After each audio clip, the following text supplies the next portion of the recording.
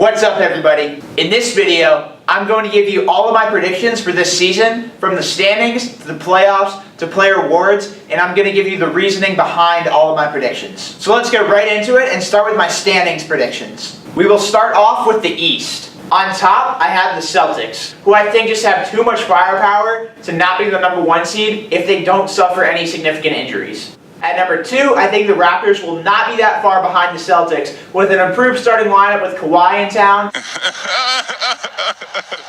and with one of the deepest benches in the league. At number 4, I have the Wizards jumping up 4 spots from last season. I think they quietly made some really good moves this offseason, and now they have one of the best benches in the league with Satoransky, Austin Rivers, Oubre, Jeff Green, and Mahinmi. I can see my 4, 5, and 6 spots moving around, but for now I have the Wizards on top due to their bench. At the 8 seed, I have the Cavaliers, who I think are one of the most underrated teams in the league right now. They still have a lot of solid players, and I'm expecting huge bounce-back years for Kevin Love, Rodney Hood, Jordan Clarkson, J.R. Smith, and George Hill, with expanded roles with LeBron gone. The Pistons and Nets I could both see sneaking into the playoffs, but the sample sizes are just too small right now for their starting lineups to put ahead of any of the top 8. And then we have poor Kemba carrying the Hornets, and then we have the Bulls, Knicks, Magic, and Hawks. And those 4 teams could switch around depending on how well the Bulls blend, when Porzingis will come back, and how Trae Young adjusts to the NBA. So now let's go to the West. The Warriors could be a 2 seed again. It doesn't really matter. They're going to cruise through the regular season like they always do. I think the Rockets are going to miss Ariza, but I think that James Ennis was a very underrated signing. And if Melo can adjust and become a good scorer off the bench. Coming off the bench. And the second question is... me?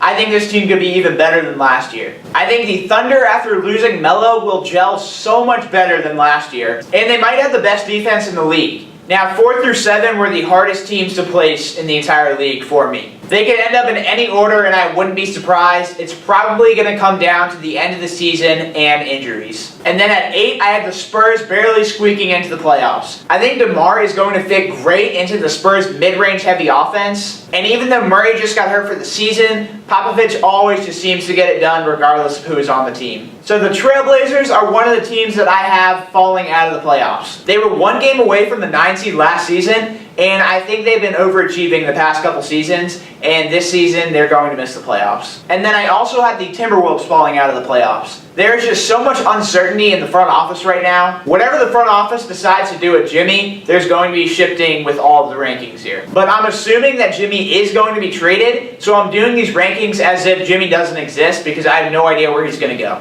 And I think the 10 seed is as high as Karl-Anthony Towns can carry the Timberwolves. The Clippers and Grizzlies are both scrappy teams that I could see overachieving, but for now, with their injury-prone players and lack of star power, I have them at 11 and 12. And then my bottom 3 are just rebuilding squads. I can see the Mavericks going a spot or 2 higher, but the other 2 are cemented as the bottom for me. So now for the playoffs, I don't think there's going to be too much excitement. I think it's going to be pretty predictable this year. Maybe there will be a little bit of excitement and a surprise in this game or this game, depending on where the seeds end up. But ultimately, I think it's going to come down to the Warriors, Rockets, Celtics, and Raptors. I see both of these series going to 6 or 7 games, but I have the Warriors and Celtics coming out. And then for the finals, maybe my Celtics can steal a game or 2, but obviously it's going to be the Warriors winning. It's still going to be an exciting season, though. Just a couple injuries could change everything. I mean, what if Boogie Cousins doesn't come back the same and Steph or KD gets injured? Then I think the league is wide open again.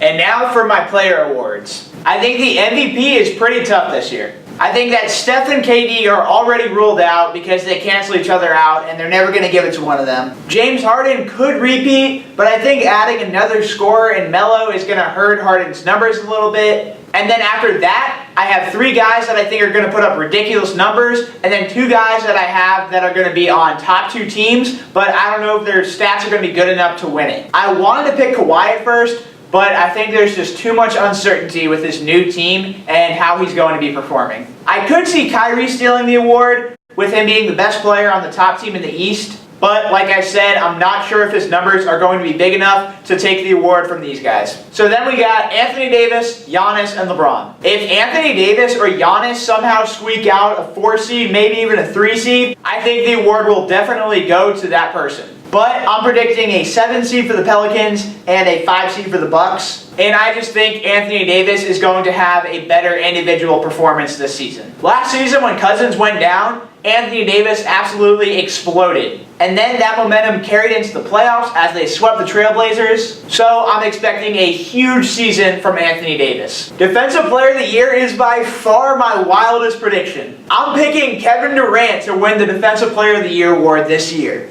In some recent interviews, KD has mentioned the hate that he gets when it comes to award voting. And I think he's going to be out to prove himself this year at that end of the floor. He finished 9th in the league in voting last season, and I think at this point he knows he's not going to win another MVP with Steph Curry on the team, so I think that this is going to be a goal of his. And then depending on how long Boogie Cousins is out, KD could get a lot of run as a rim protector in this starting lineup. So that could lead to him having huge block numbers, which would definitely help his case. And then after KD, I have Rudy Gobert, Kawhi, Draymond, and Anthony Davis. These four should be in the top 5 of voting for the next at least 3 to 4 years, and I think that the award is going to go to one of these players every year for the foreseeable future. Except for this year, because I picked Kevin Durant. For Rookie of the Year, I thought this one was a little bit tough. I think each of these 5 players could realistically win this award. But when ranking them, I put Bagley at the bottom because I don't think he's going to have as much opportunity as the others with other young bigs on the roster. Next, I ruled out Knox for that reason, as well as I think he's just a little too hyped up right now. So then, that left me with Trae Young, Ayton, and Luka. Luka was the first one that I ruled out because I think that he will have the hardest time adjusting to the NBA as a scorer, which is going to be really important in order to get the award.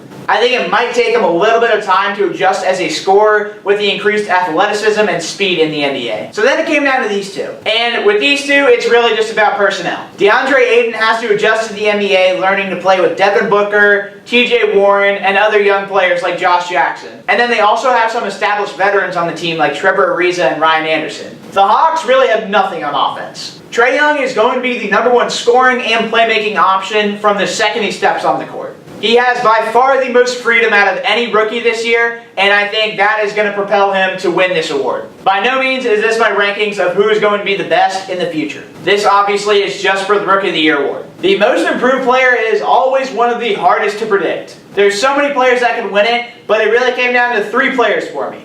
At number 3, I have Chandler Parsons. He's been injured every season ever since he got to the Grizzlies, and he's finally healthy going into this season.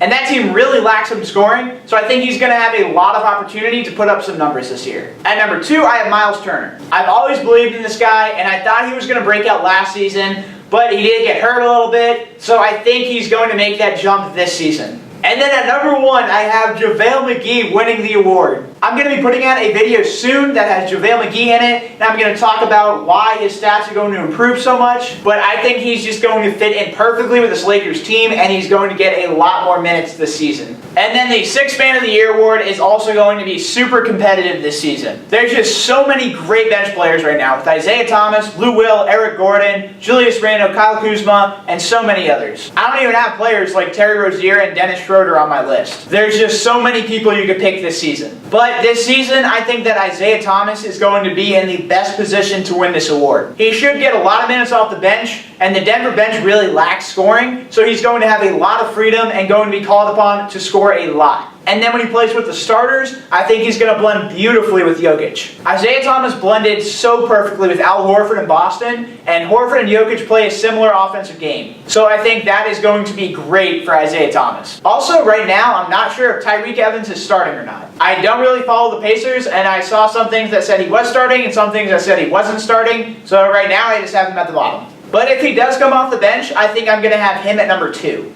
Hopefully he starts though, because I think he is an incredibly underrated player. That concludes all of my predictions for the 2018 and 2019 NBA season. Now I just hope that Jimmy Butler doesn't get traded somewhere that is going to ruin all of my predictions. I think this is going to be a very fun season, regardless of how much better the Warriors are than everybody. And remember, all it takes is one injury that could change the entire league. I hope you guys liked the video. Don't forget to like and subscribe, and I'll see you in the next video. Peace.